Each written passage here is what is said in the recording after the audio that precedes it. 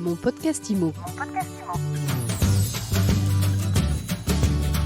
Bienvenue dans ce nouvel épisode de mon podcast IMO, le podcast qui vous parle d'immobilier tous les jours sur toutes les applications de podcast. Aujourd'hui, nous sommes avec Dominique Boussuge. Bonjour Dominique. Bonjour. Je suis ravi de vous accueillir. Nous allons avec vous parler de pathologie des bâtiments. Et c'est véritablement votre domaine puisque vous êtes experte technique et scientifique en ouvrage bâti et en ouvrage d'art et pathologiste.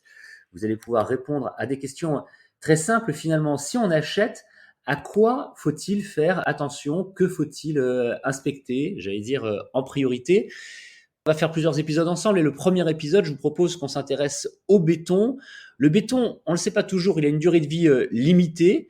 Il y a différents risques avec le béton, notamment des risques d'effondrement d'immeubles. On l'a vu plusieurs fois ces dernières années dans différentes villes, à Bordeaux, à Paris ou ailleurs. Alors, qu'est-ce que vous pourriez donner comme premier conseil de base sur l'inspection du béton si on achète un bien? Alors, quand on est face à un immeuble en béton, ce qu'il faut regarder en premier, c'est les fissures verticales qui partent du sol et qui montent vers la toiture. Pour quelle raison? Ça veut dire que ce sera structurel, qu'on aura une instabilité à l'ouvrage, et évidemment, les fondations seront affectées de l'immeuble. Quelque chose qui est intéressant aussi à noter, c'est la porosité du béton. Alors ça, en théorie, on le sait, hein, on sait comment est fabriqué le béton. C'est une matière poreuse. C'est peut-être aussi pour ça, dites-moi si je me trompe, qu'elle a une durée de vie limitée. Oui, ça en fait partie. Le béton devient poreux au bout de 25 ans.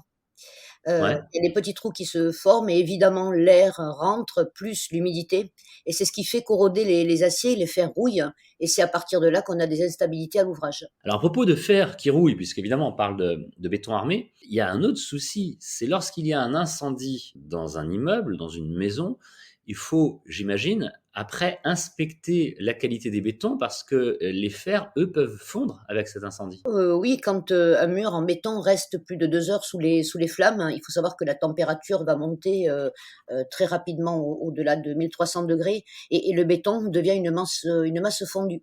Et le béton qui chauffe, sur sa face, ben, le fer à l'intérieur perd de son diamètre et il commence à se réduire. Qu'est-ce qu'il faut faire dans ces cas-là? Ou alors sur un incendie, c'est compliqué, on utilise des appareils pour voir l'intérieur, on appelle ça un ferroscan, c'est une caméra. On vérifie, le diamètre des aciers et s'il n'y a pas eu une rupture de l'acier. Très bien. Et puis, je voulais parler aussi avec vous, Dominique Boussuge, de la carbonation des bétons. Alors là, ça, je pense que la majeure partie des gens ne savent pas de quoi il s'agit. Alors c'est la carbonatation des bétons. Pardon. C'est pas grave, on a dit que, au bout de 25 ans, un béton devenait poreux et au bout de Ouais. 70 ans, il se carbonate. Alors, je vous explique simplement pourquoi. Quand on coule du béton, quand on le fabrique, on a des étringites, ce sont des petits cristaux qui se forment à l'intérieur du béton. C'est ce qui donne sa cohésion et avec cette porosité, l'air et l'humidité viennent faire fondre ces étringites. Donc l'intérieur du béton, au bout de 70 ans, devient un gruyère et ça s'appelle la carbonatation des bétons.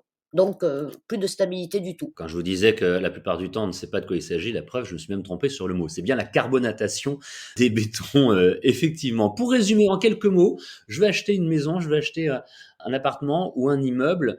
Comment est-ce que j'identifie l'état du béton alors que je ne suis pas professionnel, ou est-ce que vous me recommandez de faire appel à un professionnel systématiquement? Systématiquement, peut-être pas. Dans un premier temps, vérifier sur les murs de structure extérieure, sur les façades, s'il y a des fissures et surtout à l'intérieur dans les pièces, vérifier les tassements de sol. C'est-à-dire, on va porter l'œil sous les plinthes pour voir si on a des vides.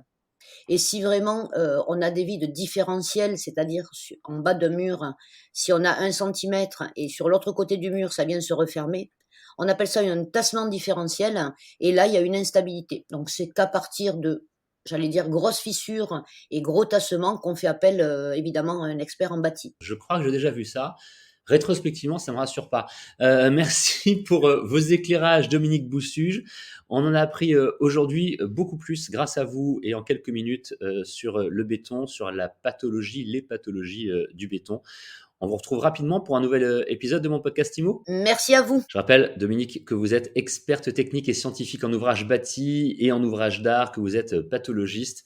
Nous reviendrons donc ensemble prochainement sur une autre thématique, sur un autre de vos domaines de compétences qui peuvent intéresser tout acheteur de biens immobiliers. Et je rappelle, enfin, que mon podcast IMO, vous le retrouvez où vous voulez, quand vous voulez, sur toutes les applications de podcast et bien évidemment sur mysweetimo.com. Mon podcast IMO.